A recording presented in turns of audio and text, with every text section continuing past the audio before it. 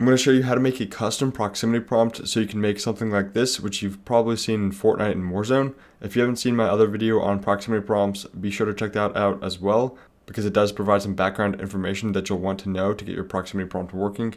This video shows you how to get the custom proximity prompt to show up, and that video shows you how to actually use it, although I will show a basic example toward the end. A lot of the code that I'm going to be using comes from this proximity prompt style page on the developer hub. I'll link this in the description so you can copy code from here, and I'll also be creating a model for all this code that I'll link in the description as well. To make a custom proximity prompt, you need to insert a proximity prompt, go to the properties by clicking on the proximity prompt and changing the style from default to custom. Unfortunately, there's a lot more to do than just changing that property though. With the default prompt, the prompt shows up automatically, but if you just change the style from default to custom, nothing will actually show up because you need to do that yourself with scripting. So that's what I'm going to show you how to do in this video. We need to use the proximity prompt service and specifically the PromptShown event in order to see whenever a prompt is shown anywhere in the game. Now when I say shown, you should note that this really triggers when the prompt should be shown. So whenever this event is triggered, we need to check to see if it's a custom prompt, and if so, we need to make our custom prompt show up. The PromptShown event automatically receives the prompt that is being shown or that should be shown and the input type. So that would be either keyboard, gamepad, or touch input. Because the default proximity prompts already show up automatically, if the prompt that should be shown or is being shown right now is just the default prompt, we're just going to return. So what that means is this section of code right here says if the prompt that is being shown, if the style is default, don't do anything, just return from this function right here. But if the prompt's style is not the default and it's custom, that's where we'll execute any code that's right here. So here, we want to make the custom prompt show up. We need to talk about how we're actually going to make the proximity prompt show up now. So if you look at the right side, we have the PlayerGui open, and inside of that, I have a ScreenGui named Proximity Prompts, and inside that, I have a prompt. So this prompt is a billboard GUI, and then I have all the different parts of the proximity prompt inside of this billboard GUI. So that's how we're going to make the proximity prompt show up. We're going to have a ScreenGui in the player's GUI, and then we'll have the proximity prompt as a billboard GUI inside of that ScreenGui. I've added some code now, so I'm getting the player's service at the top right here. I'm getting the local player, and then I'm getting the player GUI, so the local player's player GUI. Then I have this function called getScreenGui, and at the top I'm just checking to see if there's a ScreenGui called proximity prompts inside of the PlayerGui already. If there's not, so if the ScreenGui is equal to nil, which means that it does not exist, then I'm going to create one. So that's why I have right here instance.newScreenGui. I'm naming it proximity prompts. I'm setting it to reset on spawn false so that it doesn't reset when a player dies, and we just want to keep it so we don't have to keep calling this function. And then I'm setting the parent to the player GUI, then returning the ScreenGui. Down here in the PromptShown event, I'm calling the function, and as I said before, we're returning the ScreenGui from this function. So that means that this GUI variable right here is equal to the ScreenGui that we saw before. That means that this GUI variable right here is equal to that new ScreenGui called proximity prompts that we just saw before, where it contained the billboard GUI. Now that we have the ScreenGui, we need to actually create the billboard GUI itself, which would be the prompt. So I have this function called createPrompt that I've declared up here, and it takes the prompt, input type, and then the ScreenGui to put the prompt inside of, or the billboard GUI inside of. Now we could create this billboard GUI solely using code, but I'm going to show you an easier way to do it. So if you place a proximity prompt in a part and then play the game, if you walk over to the prompt, it'll show up. You go to PlayerGui, proximity prompts, and then you have the prompt itself. So here is the default proximity prompt created by Roblox. If you just copy and paste this, so I'll do Control-C, I stop the game, and I'll paste into the part, and now I have something that I can work with to start. So I used this as a baseline to create my custom prompt. You could do this as well, or you could start from scratch, but I thought this was a useful method to create my custom proximity prompt. After I customized my proximity prompt, I placed it in replicated storage. I'll show you how I made that proximity prompt that I showed in the beginning of the video toward the end of the video, but for now, just know, once you create your custom proximity prompt, place it in replicated storage, and then up here in the code, you'll notice I added the replicated storage service. I placed my custom proximity prompt in replicated storage, so then I'm getting that from replicated storage. And then inside of the create prompt function, I'm cloning the custom prompt. So I got the custom prompt that I created and put in replicated storage. I'm getting a copy of it with the clone function, and I'm calling it prompt UI. I'm setting the prompt UI adornee, so the adornee of the billboard UI, to the parent of the prompt that was received from the PromptShown event. So if you look at this example right here, we have a proximity prompt inside of this brick. So this is the prompt that's received from PromptShown. So the parent of this proximity prompt is custom, or this brick right here. So the adornee of the billboard GUI will be this brick itself. You could change that, but in this case, I'm just going to set it to the parent because that'll be what I want the adornee to be. After that, of course, I'm setting the prompt UI parent to the ScreenGui, which is passed through as GUI, which is what we created in the getScreenGui function. The code that we have now will work to make the proximity prompt show up, but we don't want all the proximity prompts to say the same thing. For example, we want the proximity prompt for this rock to say that you're going to pick up a rock. For the band hammer, it'll say that it's a band hammer, and so on. That's why here I'm getting references to all the different parts of my custom proximity prompt. This is what the structure of my proximity prompt looks like. I have the top level frame right here, which contains everything inside of the proximity prompt. I have the bottom half, I have the right side, and the top bar. These are all different frames. Inside of the bottom, I just have the weapon name, the weapon nickname, weapon type, and then I have this gradient, which is how I got the effect of having that light purple color at the bottom to the dark black at the top. On the right side, that's where I have these circles which show the weapon level, and then I have the weapon rarity above that. At the top, I have the divider, which is just that small accent below that divides the top from the bottom. I have the action text, which is swap, and then the button text, and then I also have a button image. You most likely will want to have this button image in button text, and I'll show you why in just a second. Now that we have all these variables that reference the different parts of the custom proximity prompt, what we need to do is update the UI from the prompt. So what this means is that we have this user interface, this billboard GUI that we've placed in replicated storage, and we need to update it for whatever object it's in. So for example, if we have this bat right here, we need to update it so that the UI says that we have a bat and it's called Slugger, it's a melee weapon, and it's level 4 or epic in rarity. If we take a look at the normal proximity prompt properties, we can see that we could edit the action text and the object text, but that doesn't give us much that we can change. So if you have more than 2 things that you want to change on your custom proximity prompt, one thing you can do is insert int values and string values. So that's what I did over here. As you can see, I have multiple string values and also an int value, which would be the weapon rarity. All of these string values and the int value are within the proximity prompt. Now back in the code, you can see what I'm actually doing with this. For the action text of the UI, I'm changing the text to the prompt.action text.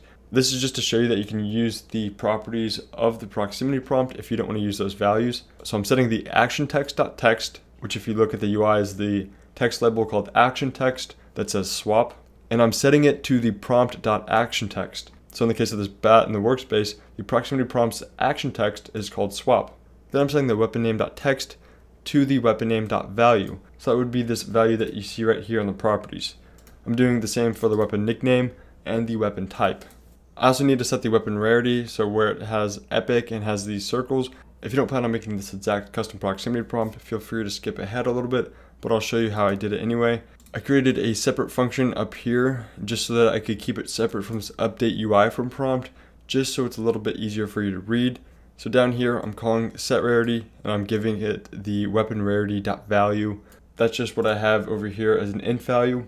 At the top, I also added these colors and names. So I have the common color, uncommon color, rare, epic, and legendary colors. I have a table with all the color values and then the names of all the rarities. Inside of the set rarity function, it receives the rarity.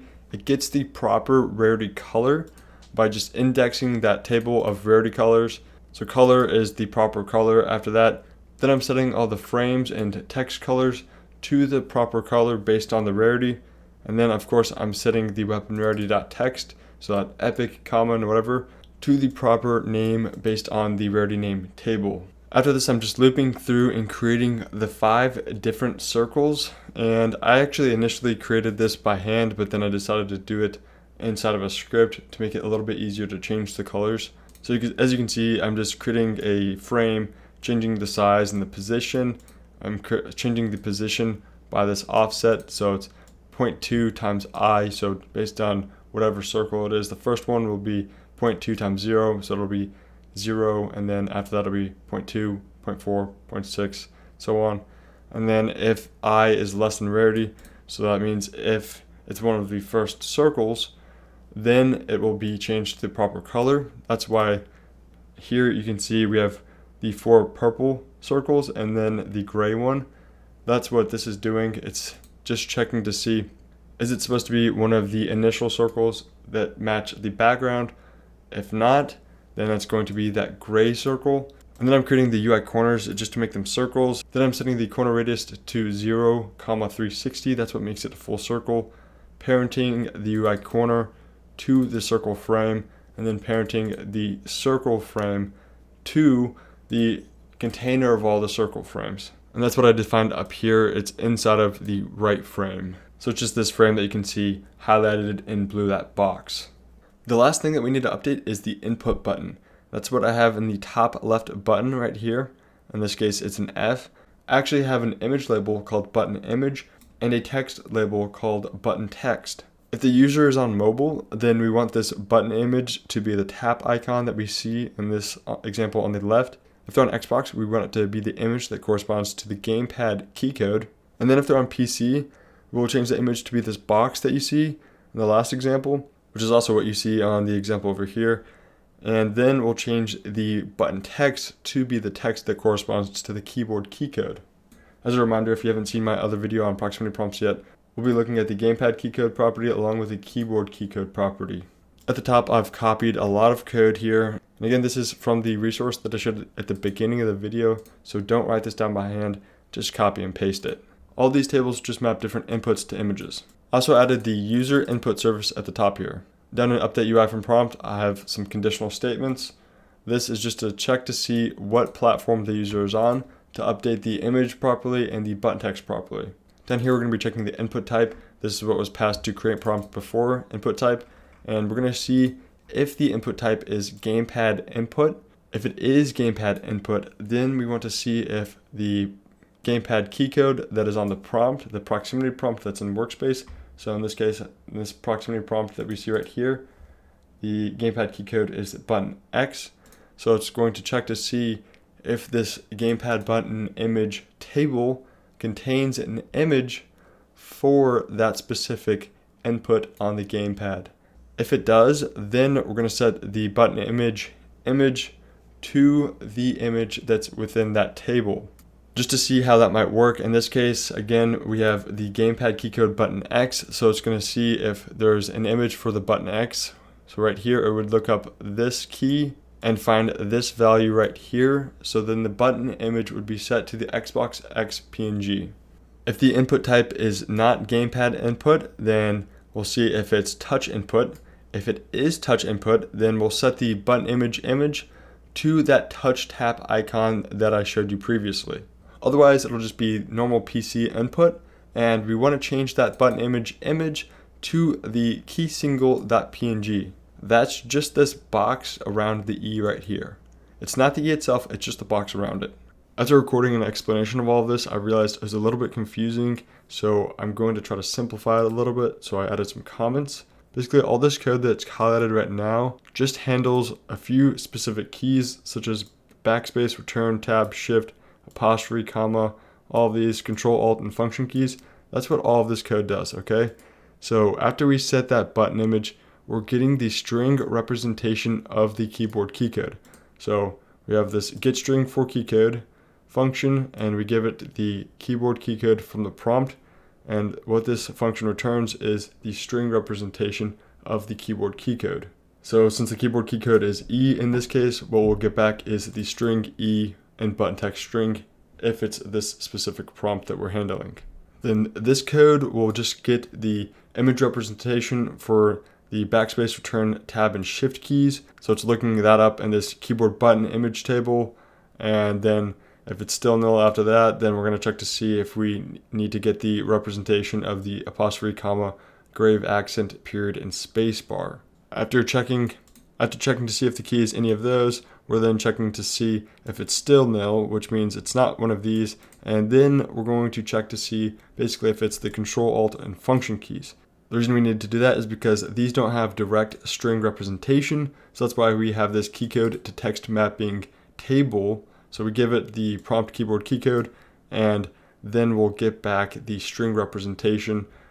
For Control will be CTRL, Alt will be ALT, and the function keys F1, F2, and so on. So finally at the bottom, we're actually going to finally set the button image or the UI button text. We'll set the button image if we ended up getting a image representation of our keyboard keycode, and we'll set the button text if we did not end up getting an image representation of the keyboard keycode. Now, if neither of these execute, then we have an unsupported keycode for rendering the UI, so we're gonna have some issues, but most likely you won't be using any weird keys that aren't represented in the table or that are returned from this getString for keycode function.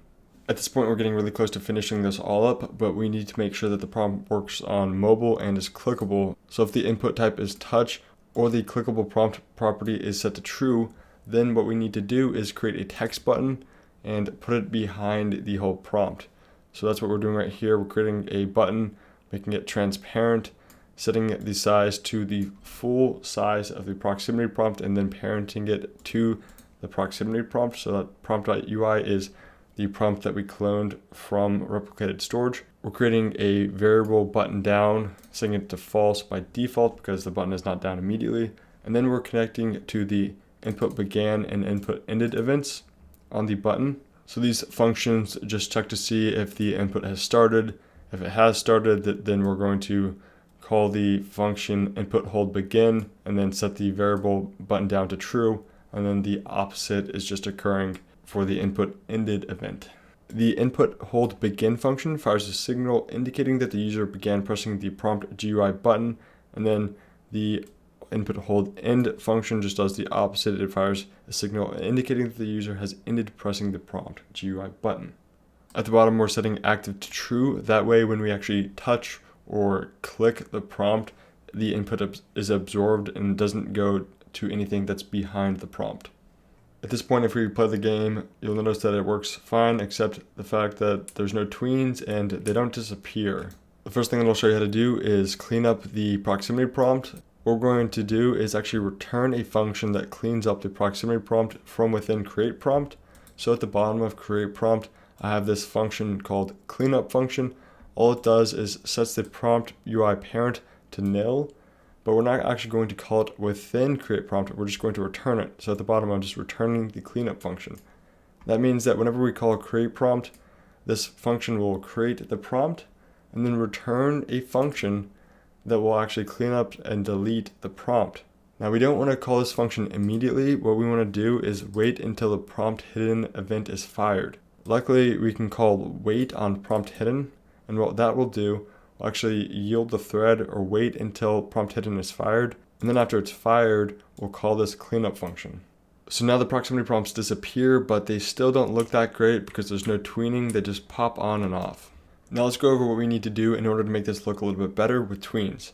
At the top, you'll see that I now have the tween service, and then down here, you'll see that I have some new variables. I have two tables. One is used for tweens that we'll use for fading out, and then one for fading in. Then I'm creating a tween info, which just has the settings for the tweens. In this case, it'll take 0.2 seconds to complete. The easing style is quad and direction is out.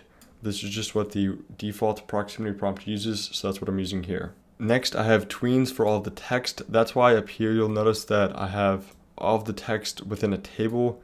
You don't necessarily have to do this. You could do whatever you want for the tweens. I just thought it looked a little bit nicer if I also tweened the text, so that's why I have this table of all the text within my proximity prompt. And I'm just looping through all of them, and then I'm inserting the tweens for fading out into the fade out table, and then tweens for fading in the fading table. I'm creating the actual tweens with tween servers create. This create function takes the object that will be tweened, and then the tween info. So up here it's the tween info fast, and then the tween that you're actually going to complete. So for fading out, the text transparency for all the text will go to 1, and then for fading in, the text transparency will go to 0. Next, this is just the frame tweens. So for fading out, I'm creating a tween for the frame, and this is just the top level frame that everything inside of the proximity prompt is inside of. And then I have the tween info fast again, and then the settings that I want to change. So for fading out, I'm going to change the scale. As you can see, I'm just changing the X scale, so it'll go to 0, and the Y scale will stay the same, and this will just create a nice tween that kind of brings it in. You'll see in just a second. Then I'm changing the background transparency to 1, and then at the end, I'm actually making it invisible. The reason for this is just that there's some small artifacts that actually are not hidden when you change the scale all the way to 0. So just having this visible equals false eliminates that issue. For fading it in, I'm just doing the reverse. I'm bringing the scale back up to 1, transparency to 0.5, and then visible to true. Next, you'll see I have all of this right here. I have a triggered connection and a trigger ended connection. The triggered connection will of course be a connection to the prompt triggered event. This will make it so that when the prompt is triggered, we'll play all of the tweens for fading out. So we'll loop through that table of tweens for fading out, and then we're going to play all of them. Then we're going to do the same for the trigger ended. We'll get the connection to the trigger ended event. Whenever this trigger ended fires, we'll play through all of the tweens for fading in. Then here you'll also see that I'm playing the tweens for fading in when I parent the prompt to the player's GUI. And this is just so that when you initially walk up to a proximity prompt, it will play the tweens for fading in rather than just showing up immediately on your screen. One thing to note about this right here is that you won't actually see the tween play unless your prompt is at the fade out settings when you initially copy it. And by that, I just mean, up here, we're going from 0, 1 to 1, 1, and background transparency of 1 to 0.5. If I want to see the fade in tween play, I need to go to my proximity prompt and replicated storage, go to the size, and I'll change this to 0 because that's what it would be if I have it faded out. And I also want to change the background transparency to 1, so I have it as 1 already. Now when I initially copy it and parent it, I'll play the tweens for fading in, and the transparency will go to 0.5, and then the scale will go from 0, 1 to 1, 1. Then the last changes I made for the tweens is that I'm disconnecting the triggered connection and trigger ended connection events.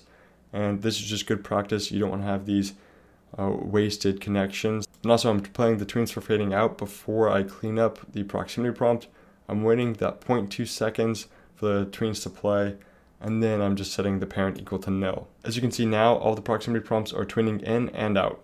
Let's go over a quick example of how you can use a proximity prompt. This isn't the best way to do this because it requires some copying and pasting, so I recommend you check out my other video if you haven't already to get a better idea of how to do this that doesn't require so much copying and pasting. But let's just go over this example. So in the workspace, I have this bat, and then I inserted the script called prompt. I'm getting replicated storage. I'm getting the parent of this script, which is the tool part, and then I'm getting the tool from storage. And I'm getting it using find first child and the tool part name. So in this case, the tool part is named bat, and then I'm checking replicated storage for bat. And if I did end up getting that tool, then I'm going to connect to the proximity prompt triggered event with this function. And whenever this function is triggered, it's going to copy the tool from storage. It's going to parent it to the player's backpack, whatever player triggered that proximity prompt. And then I'm going to force the player to equip the tool. And then I'm going to destroy the part in workspace. So that's how I got this behavior that you see right now. As always, thank you so much for watching. Be sure to like the video if it helped you out, comment any questions below, and subscribe for more in the future.